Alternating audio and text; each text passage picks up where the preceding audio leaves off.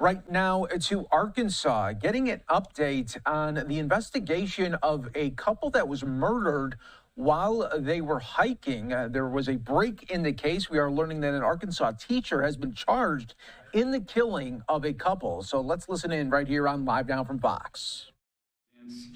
There were articles found there that are consistent with being involved in this particular crime. And I will let Major Rhodes speak more of that, or more to those details.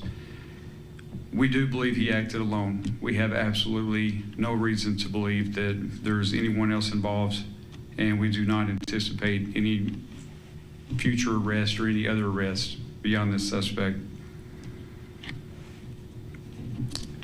I'm going to go ahead and pass off to Major Stacie Rhoads. She can walk through a little bit more of the information, and I'll return to the podium and we'll answer any questions we can. Thanks. Well, good afternoon. As he indicated, I'm Major Stacie Rhoads. I oversee the Criminal Investigation Division for the State Police. And I kind of want to walk you through how we initiated and progressed through our investigation. So, as you all know, we responded to a call for service at the state parks. Two young children were found and indicated that something had happened to their parents on the trail. That initial information that came from the kids gave us our first starting point, which was a description of a suspect. There was another witness at the park that we encountered that gave us additional information about the suspect and a particular vehicle that he was seen leaving the park. With that, we took the information, completed and let me kind of, we'll start there. So from there, we had a pretty good description of our suspect. We did our initial release. Other witnesses came forward that were on the trail during the time that the murders occurred that did not see the murders, but brought forth video footage, photographs that they had taken on their day trip to the park. From that, we obtained a photo. We interviewed witnesses and were able to compile a composite sketch of what we believed our suspect looked like. With that, we received dozens and dozens of tips. With the initial vehicle information that we received, it being a black sedan, one of the initial descriptions was that it was sporty. From that, we received well over 5 or 6, close to 10 videos of this particular car from homes and businesses along the routes in and out of the park. So we were able to ascertain that a pretty good description of this vehicle. So with that vehicle information, that became critical in identifying our suspect. So with the photos, or the tips that came in with the composite and the photo, as the Colonel said, we received over 500 tips. And initially we were using the names and information to come out to compare with, did they have black vehicles? Did they meet a certain criteria of vehicles? But as we began to hone in on the vehicle, it became clear that it was a Kia Stinger. And we used that information to vet various owners.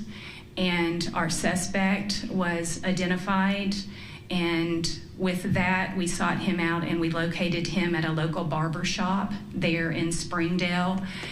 We took him into custody, and with that we spoke to him, and he made statements indicating that he had committed these heinous acts.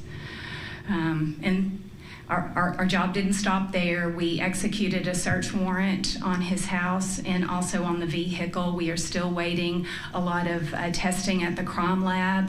But as the Colonel said, DNA that was recovered at the initial crime scene matched his DNA that we pulled last night. Colonel, or I'm sorry.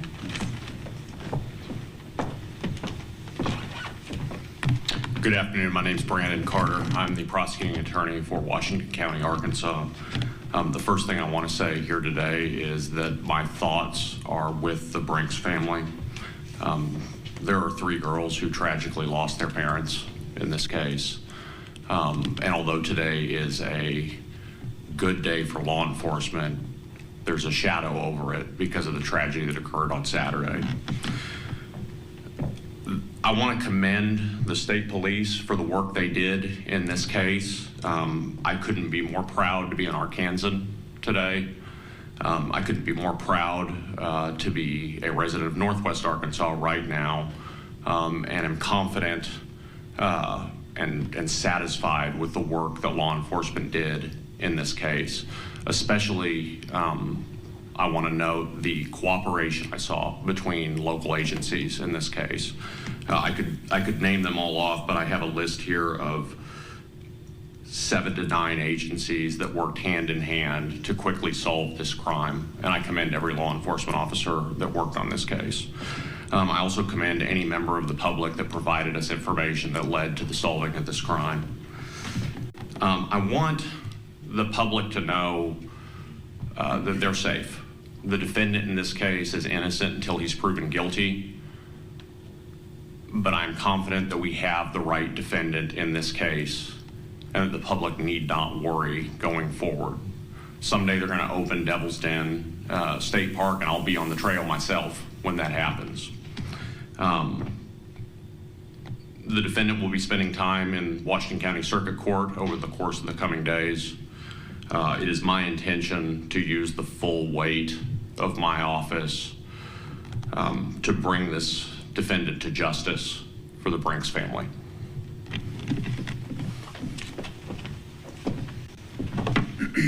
Before we open for questions, just want to touch real briefly on something that gets lost in this sometimes, and that's the family story.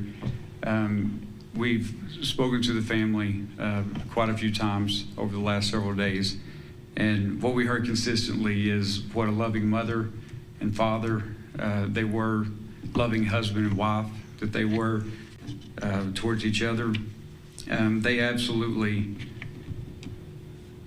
protected those girls to their fullest extent, to the point that it cost them their lives.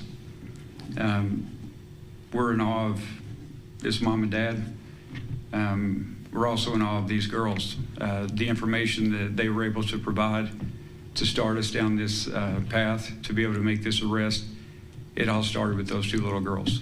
It's incredible. We also don't want to forget that there was a 3rd sister. Thankfully, she was not with the family on the trail that day, but she suffered just as tragic of a loss, and we need to keep that in mind. Because of that, I would plead with you and the public to please be sensitive to the fact that there's a family that's grieving. It's hard to express, because I can't understand it, what they're going through. Misinformation hurts. Speculation hurts. When they read things, when we talked to them earlier today, they expressed that to us, that they're reading things in social media. They're reading things that are just simply not true. People are speculating. They're talking about things that are not factual, and it hurts. There's no place for that. Along those lines, we have to be very careful in an investigation to be calculated in the amount of information that we put out and when we put that out. I can tell you that this investigative team had one mission and one mission only, and that was to put hands on this suspect and to get him off the streets. And on a daily basis, we got together and we talked about what we felt like that we could put out to the public and what was going to be advantageous for us in the investigation and what could potentially be detrimental.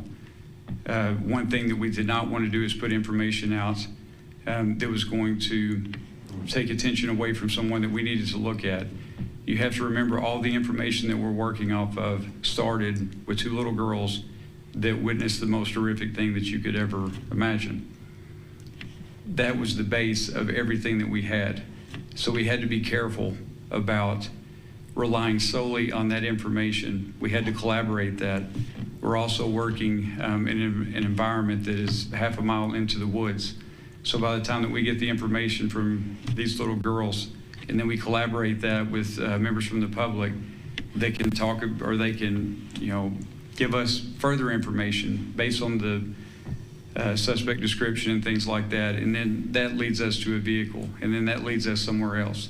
This is not an episode of CSI, and it's not going to be wrapped up in a 1-hour episode.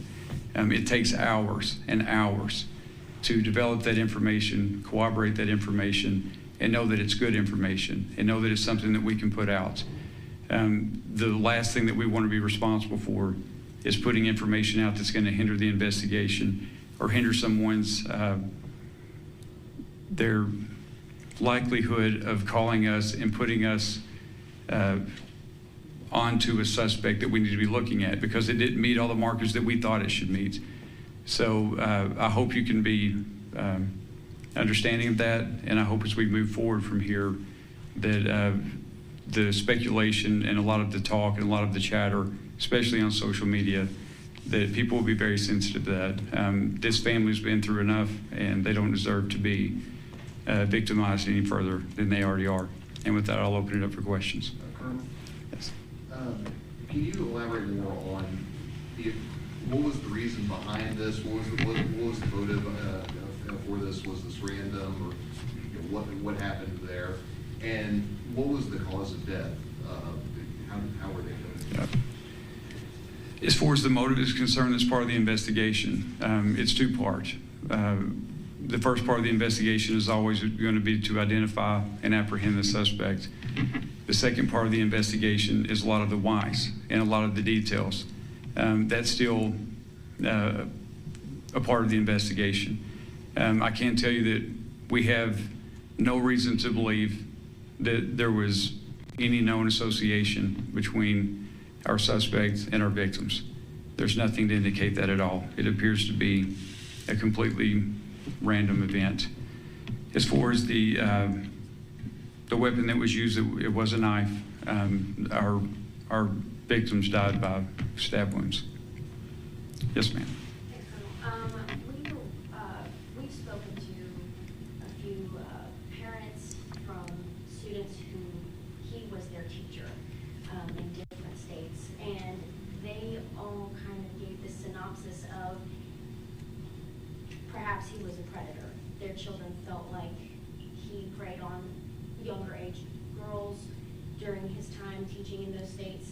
We were wondering, have you been exploring any connections to the crimes that McGann may have been connected with, and any indication that this was his first time committing this? Was he after those girls? Were those his target? From what we know right now, we have no indication to suggest that the girls were his target. This is his first time, but he just went to that one time that day.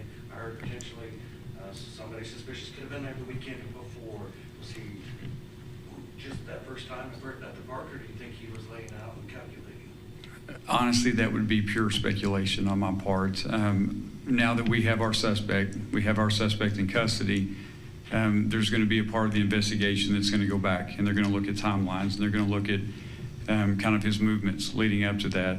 And hopefully that will give us all a better picture of why he did this, how long he had planned this, things like that. But right now, that's all part of the investigation, and it would simply be speculation on our part. I believe he was injured as well. Can you elaborate on that? During the attacks? Yes, he was injured. I do not know the specifics of those injuries.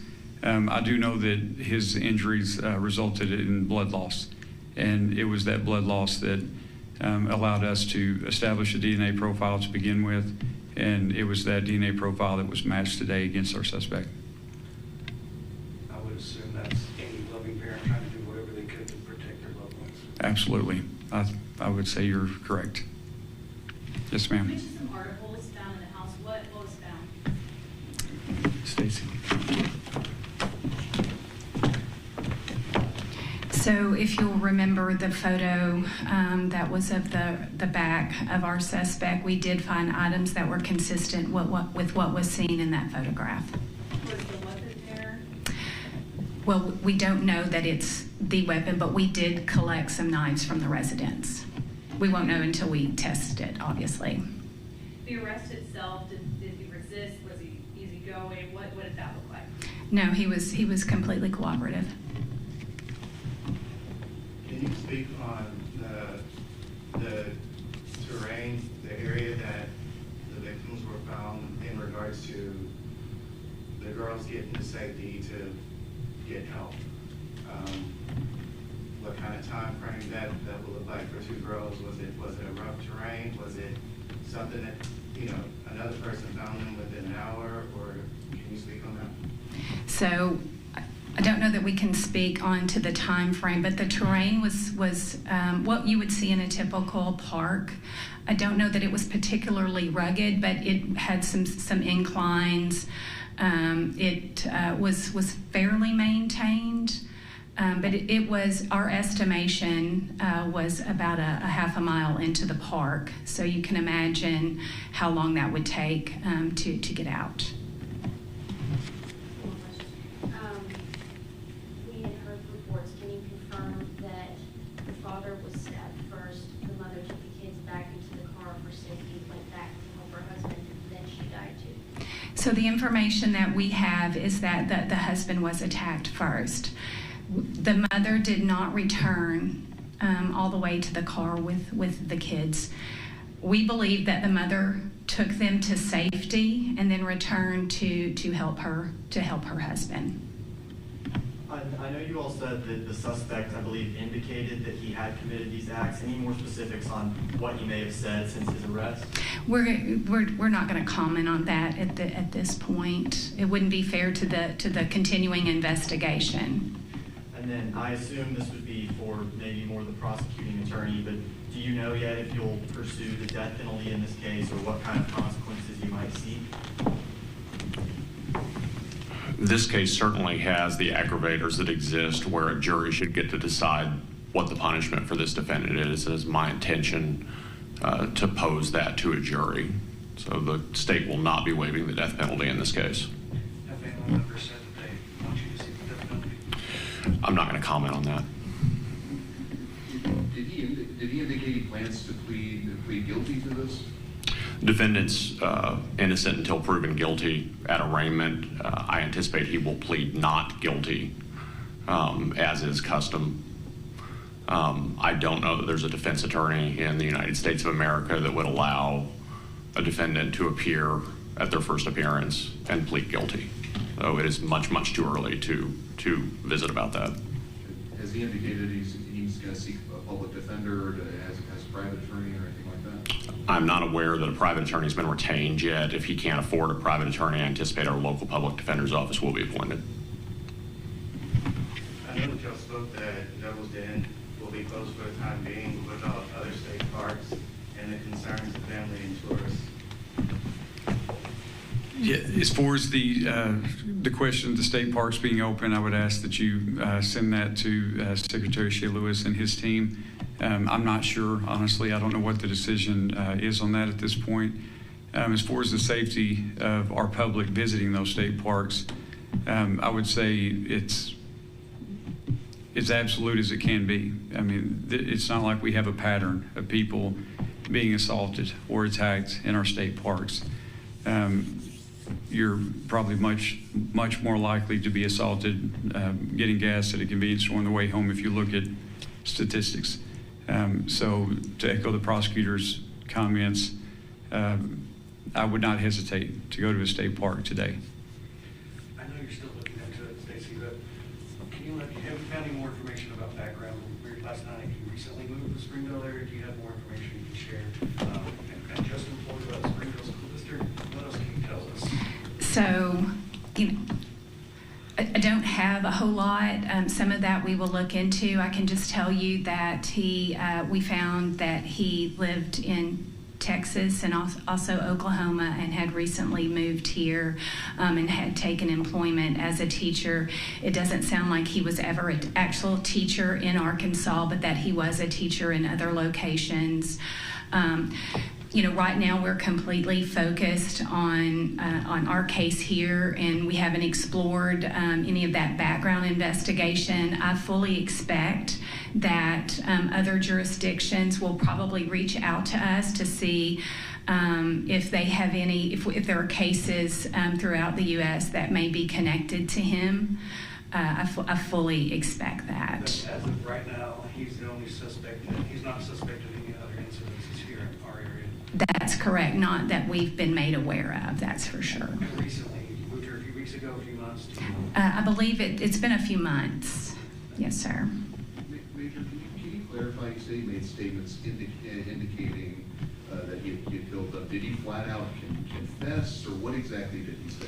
So I was not actually in the room when he was confession, so I'm not going to speak to, I certainly don't want to get that wrong, but just know that he did indicate that he had committed the murders.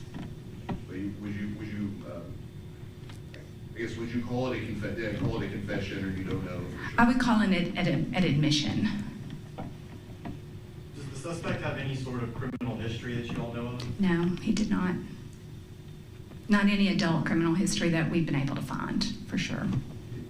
Did he indicate why Springdale's not that far from the state park, any indication why he, for 5 days, stayed so close to the scene, or was he planning on fleeing the area or the state at some point? There was no indication that he was going to flee the area. He actually had a residence in Springdale, so that's why he was in the area. But he gave it doesn't sound like he was making any attempts to conceal. He didn't conceal his car or any of those things. Yes, ma'am. Any history of mental illness? Not that we know. We're still exploring. We just took him into custody last night, so we're still vetting a lot of the information that we don't know about him to this point. How did police pinpoint him at the barbershop? Good old-fashioned police work. Was there any technology used or that aided in the investigation? Absolutely. Can you elaborate on that? Like, were there any license plate readers or anything that gave a tip to where he was at that point in time? Or I'll just say this, that there's rarely a case that we work that doesn't include those types of things, so we used everything. When I say that it was all hands on deck and there was no stone left unturned, it involved all of those technological aspects. With the high volume of tips that came in, can you elaborate on how you sort of knew which ones to look into? So we had a really good filtering system, and we are aware initially there were some issues with tips and the phone system that we had in place at that time. Once we implemented the tips line, we had a team around the clock filtering through those, and we had a pretty good matrix of the ones that we would push to the top and the ones that we would term a lower priority. So it's but most of if we got indication that it involved video, photographs, a first-hand account at the park, those were our priorities. And I understand that every case is different, but you many years investigated the worst crimes. This typical a random crime like this, and a person goes back and gets a haircut in the same car. Nothing about this case is what I would call conventional. In my 27 years that I've been with the state police, this is probably one of the most heinous that we've had, especially the aspect of just how random it was. It's when we were talking last night in the command center that it was every agent's worst nightmare, because in a typical investigation, we use what we call victimology, and you can usually kind of pinpoint something that a victim has done or the circumstances they're in, whether it's a domestic violence or just drug related. You can typically narrow down your suspect pool. We had no way to do that in this case, so it made it particularly difficult, and what makes the work by our agents so extraordinary.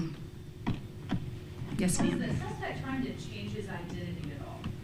We don't have any indication that he was doing that. He was obviously getting a haircut. But you could chalk that up to school starts next week. So, but he didn't indicate he was trying to alter, that I'm aware of, that he was trying to alter his identity. And you all mentioned that he was cooperative when you got to the barbershop. Any other initial reaction from him when you all showed up? Anything you could tell us? That's probably best that I not discuss that so early in the investigation to this point.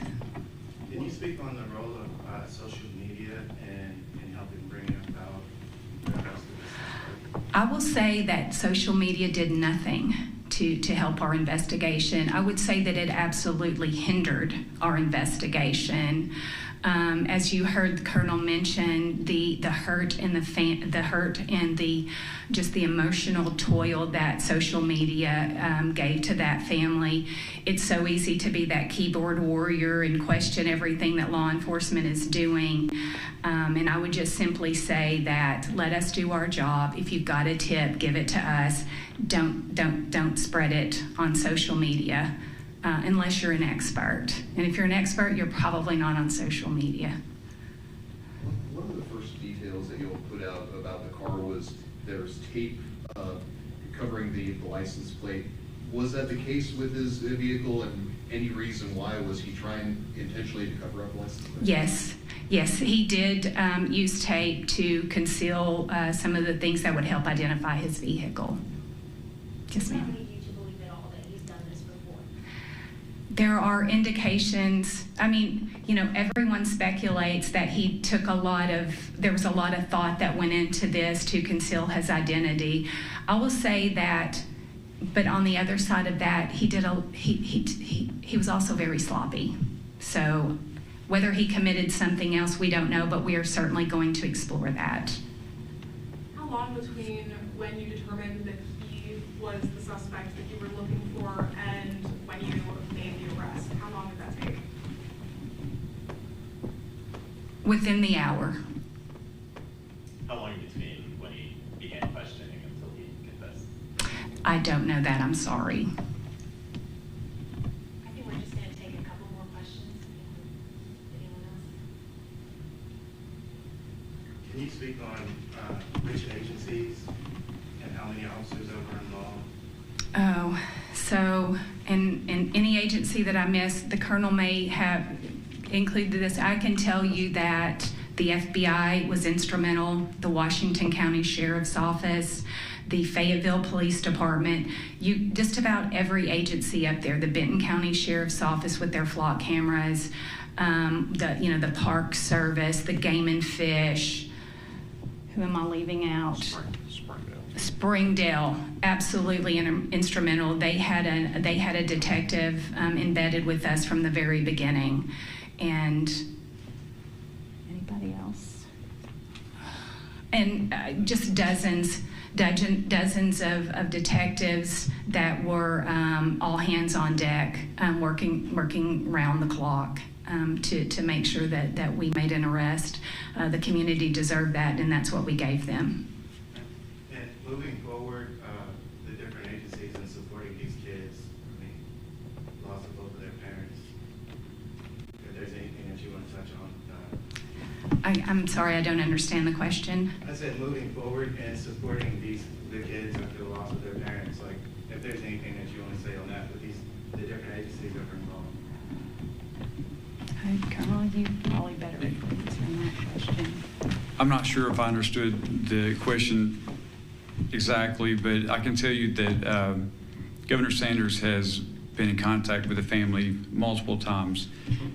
She's expressed the absolute heartbreak of the state, the support and the prayers that that family will receive, not only from her and her family, but from the state of Arkansas.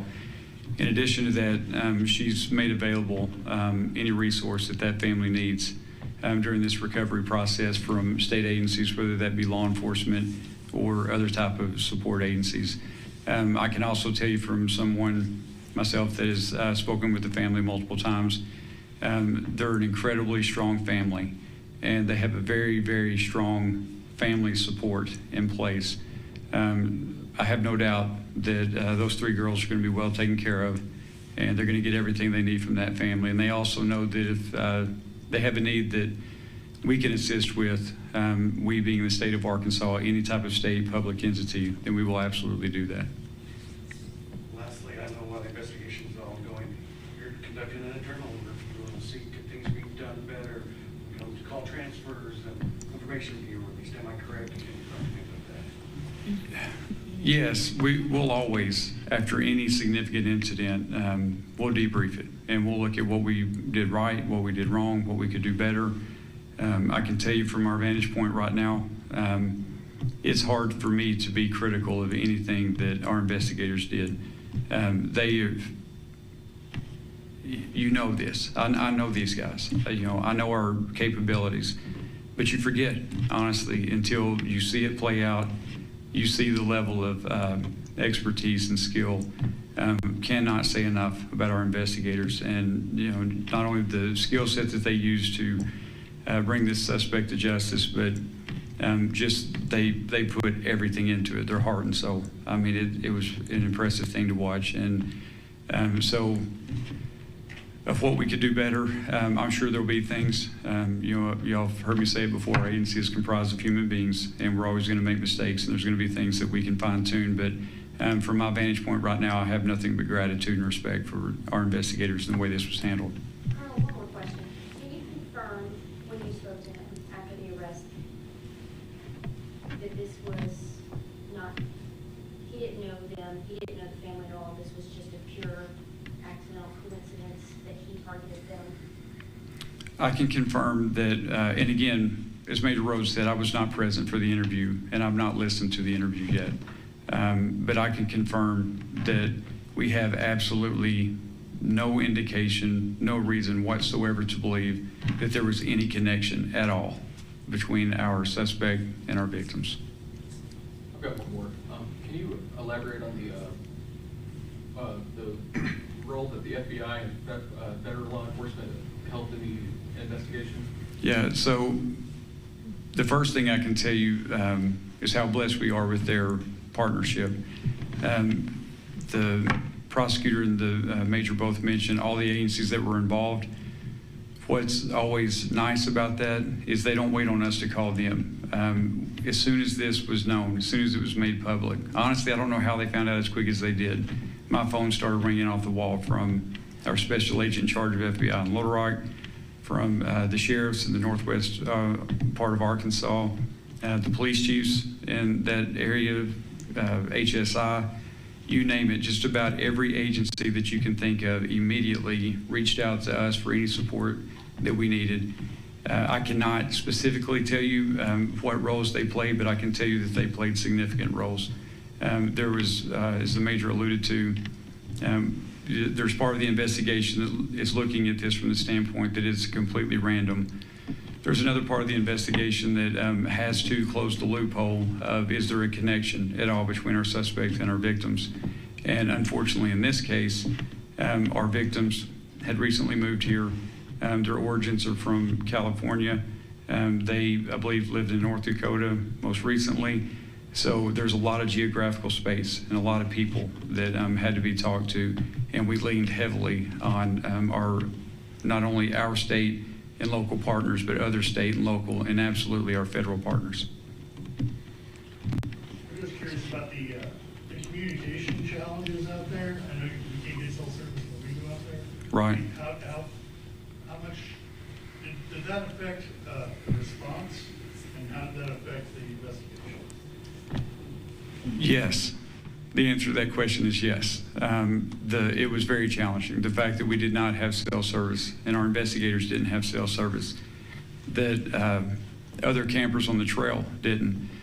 So, you know, again, it kind of goes back to the type of information that was coming in, the amount of information that was coming in, and the time lapse of the information that was coming in. It all factored in. To say this is an unusual crime scene, an unusual crime in just about every aspect, it was extremely challenging. And all of those things came into play, from lack of cell service to the terrain itself. I think one more, we're going to wrap up. Yes, ma'am. Are the kids enrolled anywhere near the school that he was going to teach at? I don't know the answer to that. I know the kids are with family right now, but I don't know the answer to that. Okay, thank you very much.